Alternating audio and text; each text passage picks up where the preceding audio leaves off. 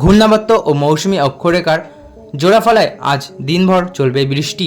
রইল বড় আপডেট, বিস্তারিত জানাবো। তার আগে বলে রাখি, আপনি যদি আমাদের চ্যানেলে নতুন হয়ে থাকেন তাহলে অবশ্যই চ্যানেলটি সাবস্ক্রাইব করবেন এবং আমাদের ফেসবুক পেজ থেকে ভিডিওটা দেখে থাকলে অবশ্যই আমাদের হাইলাইট বাংলা পেজটি ফলো করে দিয়ে যাবেন। আসুন জেনে নেওয়া যাক বিস্তারিত।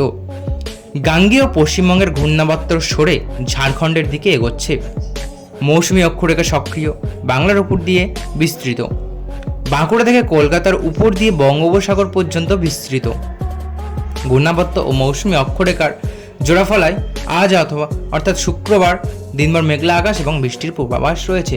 আপনারা জানেন গত 2 দিন ধরে ইতিমধ্যে বৃষ্টি হয়েই যাচ্ছে এক নাগাড়ে, এবং আজও সেই বৃষ্টিরই পূর্বাভাস রয়েছে বলেই জানাচ্ছে হাওয়া অফিস। পশ্চিমের 3-4 জেলায় ভারী বৃষ্টি হবে। দক্ষিণবঙ্গের সব জেলাতেই মেঘলা আকাশ, হালকা থেকে মাঝারি বৃষ্টির পূর্বাভাস রয়েছে। বিক্ষিপ্ত ভারী বৃষ্টি হবে পশ্চিমের জেলাগুলিতে। আগামীকাল শনিবার থেকে বৃষ্টি কমতে পারে দক্ষিণবঙ্গে। উত্তরবঙ্গে উপরের দিকের 5 জেলাতে বিক্ষিপ্তভাবে বৃষ্টি চলবে। বিক্ষিপ্তভাবে ভারী বৃষ্টির সম্ভাবনা আছে শুধু পার্বত্য এলাকায়। রবিবার থেকে বৃষ্টি ফের বাড়বে বলেই জানাচ্ছে হাওয়া অফিস। উপরের দিকের জেলাগুলিতে ভারী বৃষ্টির পূর্বাভাস। কলকাতায় দিনভর মেঘলা আকাশ থাকবে, মাঝারি বৃষ্টির পূর্বাভাস। দুপুর ও বিকেল কয়েক পশলা বৃষ্টির পূর্বাভাস রয়েছে।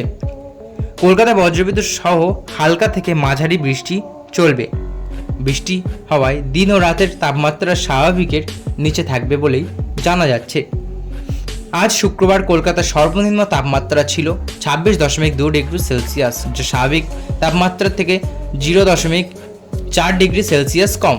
গতকাল বৃহস্পতিবার সর্বোচ্চ তাপমাত্রা ছিল 28.3 ডিগ্রি সেলসিয়াস, যা স্বাভাবিক তাপমাত্রা থেকে 4.2 ডিগ্রি সেলসিয়াস কম। বাতাসে জলীয় বাষ্পের পরিমাণ 91 থেকে 98%। আগামী 24 ঘন্টায় কলকাতা শহরে তাপমাত্রা থাকবে 26 থেকে 31 ডিগ্রি সেলসিয়াসের মধ্যে। বৃষ্টিপাত হয়েছে 47.4 মিলিমিটার। তো বন্ধুরা, এই ছিল আজকের ভিডিও। আশা করি ভালো লেগেছে। ভালো লাগলে অবশ্যই একটি লাইক করবেন এবং আপনাদের কী মতামত তা কমেন্ট বক্সে অবশ্যই জানিয়ে যাবেন। ধন্যবাদ।